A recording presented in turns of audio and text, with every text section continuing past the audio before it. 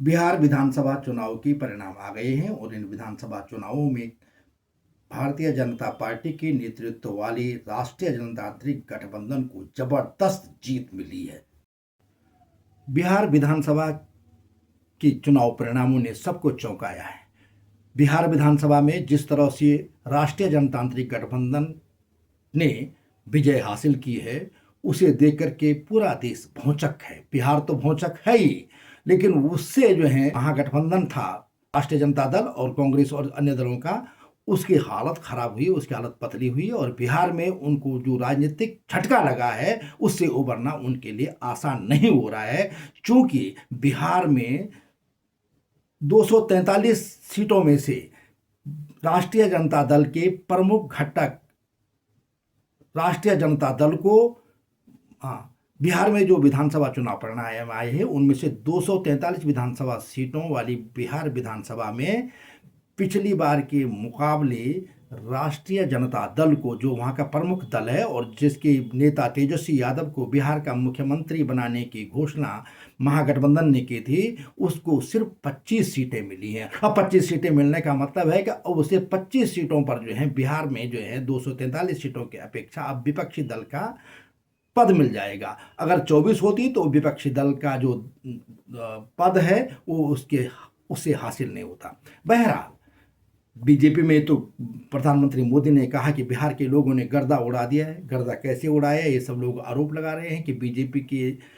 राष्ट्रीय जनतांत्रिक गठबंधन के नेताओं ने, खास करके प्रधानमंत्री नरेंद्र मोदी के नेतृत्व वाली सरकार ने बिहार में चुनाव से पहले जो 10,000 रुपये वहां महिलाओं को बांटे, उसकी वजह से सकारात्मक परिणाम बिहार में उन्हें देखने को मिला है। फिर वहां देखो, वहां बीजेपी जो है सबसे बड़े दल के रूप में इसके उभर करके आए, उसे करीब 90 सीटें मिली हैं और दूसरे नंबर पर जो बिहार के मुख्यमंत्री नीतीश कुमार है, उनकी जनता दलियों को जो है उसे थोड़ा सा पीछे सीटें मिली है। जबकि रामविलास पासवान के बेटे चिराग पासवान की पार्टी 29 में से 19 सीटें हासिल की हैं। इसी तरह से पूर्व केंद्रीय मंत्री उपेंद्र कुशवाहा की पार्टी को लगभग सभी सीटें मिली हैं। बिहार के पूर्व मुख्यमंत्री जीतन राम मांझी भी जो है अच्छी खासी जीत, उन्होंने 6 सीटें उनको मिली थी गठबंधन की तरफ से और उसमें से लगभग 5 सीटें उन्होंने जीत ली है। लेकिन विपक्षी गठबंधन में तो कांग्रेस बिल्कुल मटिया मेट उसका हुआ है। इस तरह से बिहार में ये जीत अब कांग्रेस को पच नहीं रही है। कांग्रेस नेतृत्व पर सवाल उठाए जा रहे हैं, कांग्रेस नेतृत्व कमजोर बताया जा रहा है। इसने कांग्रेस ने भी इस आरोप से निपटने के लिए लोगों को करारा जवाब दिया और कहा है कि बिहार में 90% जो स्ट्राइक रेट रहा है जीत का भाजपा का, उसके पीछे धांधली हुई है। कांग्रेस का कहना है कि इसकी जांच कराई जाएगी। उन्होंने वहां से जो है स्थानीय स्तर से नेताओं से जो है इसके लिए सबूत जुटाने शुरू कर दिए हैं और सबूत जुटाने के काम के बाद इसकी जांच की जाएगी। आज यानी कि बिहार विधानसभा के चुनाव परिणाम आने के एक दिन बाद कांग्रेस अध्यक्ष मल्लिकार्जुन खड़गे ने अपने आवास पर जो है गठबंधन कांग्रेस महासचिव केसी वेणुगोपाल और कोषाध्यक्ष अजय माकन सहित कई लोगों के साथ बैठक की और बैठक के बाद कांग्रेस महासचिव केसी वेणुगोपाल ने कहा कि बिहार के लोगों को इस पर भरोसा नहीं हो रहा है, इंडिया गठबंधन के लोगों को भरोसा नहीं हो रहा है और आज तक की चुनावी इतिहास में कभी किसी दल को इस तरह से 90% स्ट्राइक नहीं मिला है। वेणुगोपाल ने कांग्रेस अध्यक्ष के आवास के बाहर मौजूद पत्रकारों से कहा, Not only for Congress, entire Bihar people are not believing it. Our alliance parties, we discussed with all of them, they are not believing it. Because 90% plus strike rate for a political party, which has not happened in Indian history. उन्होंने कहा कि इसको लेकर के data जुटाया जा रहा है, कहाँ गड़बड़ी हुई है उसका विश्लेषण किया जाएगा और फिर उसे जनता के सामने रखा जाएगा। And we are doing a thorough analysis. We are collecting the data. We are doing a thorough analysis. Within 1 or 2 weeks, we will come with a concrete proofs.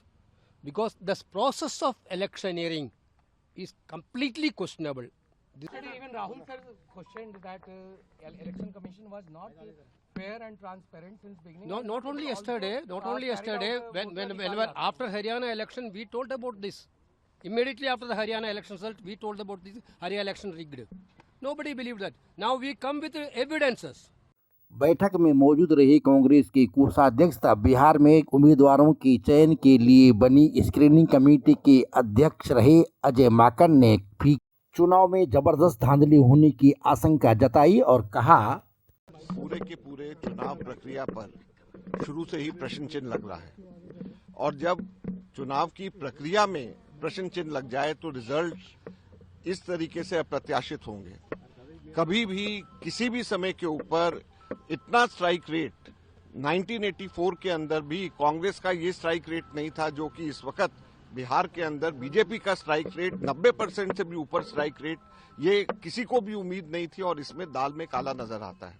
हम लोगों ने अलायंस पार्टनर्स से बात किया है और सिर्फ हमारा ही सोच नहीं, कांग्रेस पार्टी का ही नहीं, हमारे अलायंस पार्टनर्स सभी के सभी का ये मानना है कि ये अप्रत्याशित नतीजे हैं और उसको पूरी तरीके से गहन इसकी छानबीन होनी चाहिए, डेटा का एनालिसिस होना चाहिए और केवल हमारे अलायंस पार्टनर्स और कांग्रेस के ही नहीं बल्कि पूरे के पूरे बिहार के वर्कर्स के, पूरे लोगों के फोन आ रहे हैं और कह रहे हैं कि किसी को भी ये उम्मीद नहीं थी और कहीं ना कहीं पे गड़बड़ियां हुई हैं और उसकी छानबीन होनी चाहिए। हमारे लोग पूरे के पूरे डेटा को इकट्ठा कर रहे हैं, फॉर्म 17C को हम लोग देखेंगे, पूरे के पूरे वोटर्स लिस्ट को देखेंगे और फिर उसके साथ में हम लोग तथ्यों के साथ और आंकड़ों के साथ में वापस आपके बीच में आएंगे। हरियाणा में भी हम लोगों ने बताया, महाराष्ट्र में भी हम लोगों ने बताया, कर्नाटका में भी हम लोगों ने बताया, लेकिन दुख की बात यह है कि इलेक्शन कमीशन के कान पे जूं तक नहीं रेंग रही है। कांग्रेस अध्यक्ष मल्लिकार्जुन खड़गे बिहार के चुनाव परिणामों को लेकर के गंभीर हो गए हैं, इसीलिए उन्होंने सुबह अजय माकन और वेणुगोपाल जैसे वरिष्ठ नेताओं के साथ बैठक कर शाम को जो है उन्होंने बिहार के प्रभारी की अपनी आवास पर बुलाया था और उनसे भी बैठक की। इसका मतलब कांग्रेस जो है अग्रेसिव होकर के बिहार को लेकर के, बिहार में चुनावी हार को लेकर के जो है ठीकरा फोड़ते हुए आरोप लगा रही है कि आखिर अक्टूबर की शुरुआत में 3 लाख वोट बिहार में कैसे जुड़े। इसका जवाब देते हुए चुनाव आयोग ने कहा कि मतदान की तिथि से 10 दिन पहले तक वोटर का नाम जोड़ा जा सकता है, लेकिन कांग्रेस ने इस पर एक वीडियो भी अपने सोशल मीडिया एक्स पर पोस्ट किया है। मतदाताओं की संख्या लगभग 7.42 करोड़ है, जिसमें कि मेल 3.92 और फीमेल 3.5 करोड़ हैं। बिहार में चुनाव के बीच अचानक से 3 लाख वोटर बढ़ गए। ज्ञानेश कुमार ने 6 अक्टूबर को बिहार चुनाव की घोषणा के दिन प्रदेश में 7 करोड़ 42 लाख वोटर बताए थे, लेकिन वोटिंग के बाद 11 नवंबर को वोटरों की संख्या बढ़कर 7 करोड़ 45 लाख हो गई। कांग्रेस हार का ठीकरा चुनाव आयोग पर फोड़ने का प्रयास कर रही है। उसका कहना है कि आखिरी सप्ताह में 3 लाख वोटर कहां से जुड़ गए।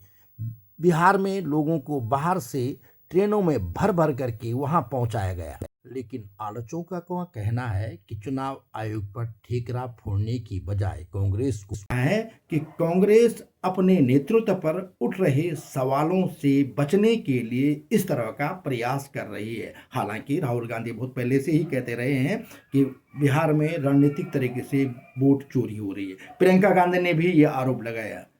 राहुल ने कहा, The thing to understand is the number of voters who voted for these three parties has not reduced between Lok Sabha and Vidhan Sabha. We have got the same amount of votes. And here is an example. So the Congress vote in Lok Sabha 2024 is 1.36 lakh votes. In Vidhan Sabha, we get 1.34 lakhs. Very close. These are fundamental questions. And we have been saying to the Election Commission that we are finding anomalies. अगर एक बात मैं आपसे कहना चाहता हूं, हमने महाराष्ट्र में देखा, कर्नाटक में देखा, हरियाणा में देखा, मध्य प्रदेश में देखा कि बीजेपी ने और आरएसएस ने मिलकर चुनाव चोरी किए हैं।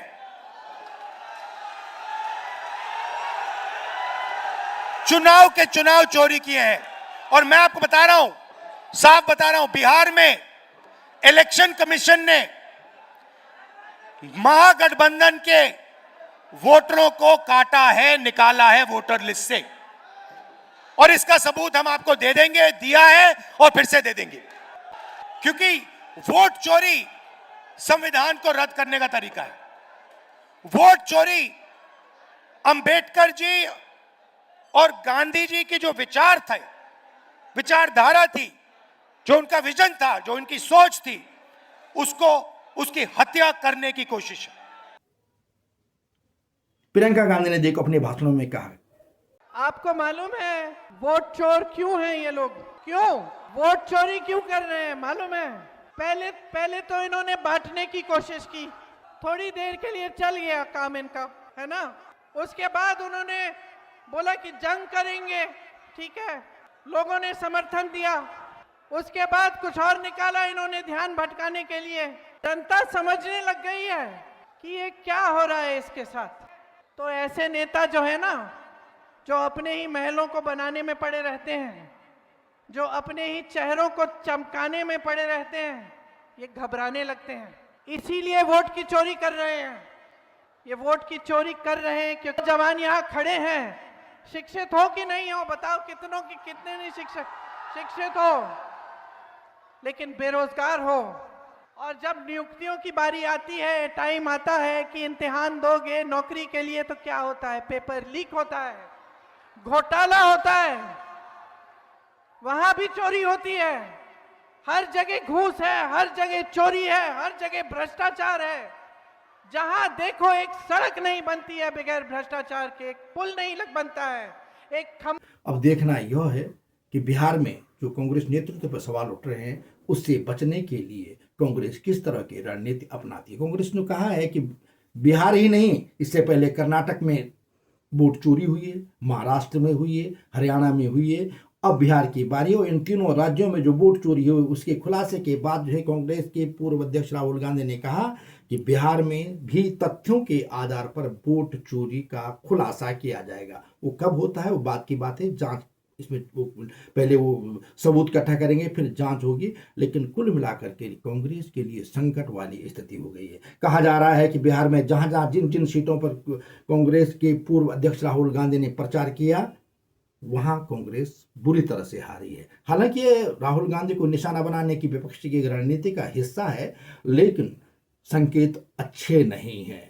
संकेत ठीक नहीं है, क्योंकि कांग्रेस पूरी तरह से बिहार में बहुत पीछे चली गई है और पिछली बार 19 सीटों के मुकाबले इस बार उसे महज 6-7 सीटें ही मिली है। इससे अनुमान लगाया जा सकता है कि कांग्रेस नेतृत्व को फिर से इस पे विचार मंथन करना होगा कि आखिर कांग्रेस क्यों हार रही है, एक के बाद एक चुनाव क्यों हार रही है। क्योंकि चुनाव आयोग पर ठेकरा फोड़ने से कुछ होने वाला नहीं है। चुनाव आयोग पर उसको आप गाली दीजिए, कुछ भी कर दीजिए, लेकिन गलती कहीं ना कहीं कमजोरी जो है पार्टी की है, पार्टी नेतृत्व की है कि वह देश में लोगों में विश्वास पैदा नहीं कर पा रही है। पिछली बार आपने लोकसभा चुनाव में देखा कि कांग्रेस को 99 सीटें मिली हैं, जो पहले के 54 सीटों के मुकाबले काफी था। लेकिन उस बार जो है झूठ का सहारा लेगा, और झूठ ये था कि संविधान बदला जा रहा है। ये आरोप बीजेपी लगाती है, इसलिए उनको इतना मिला है। बिहार में जो है सबसे बड़ा नुकसान जो है लालू प्रसाद के बेटे का, तेजस्वी यादव का, वो झूठ माना जा रहा है, जिसमें उन्होंने कहा कि हर आदमी को, हर परिवार को नौकरी देंगे। ये संभव नहीं है, सब लोग जानते थे। ये सबसे उनके लिए घातक साबित हुआ है, क्योंकि सब समझ गए कि झूठ बोले जा रहे हैं और ये संभव ही नहीं है, इसलिए लोगों ने उन पर यकीन नहीं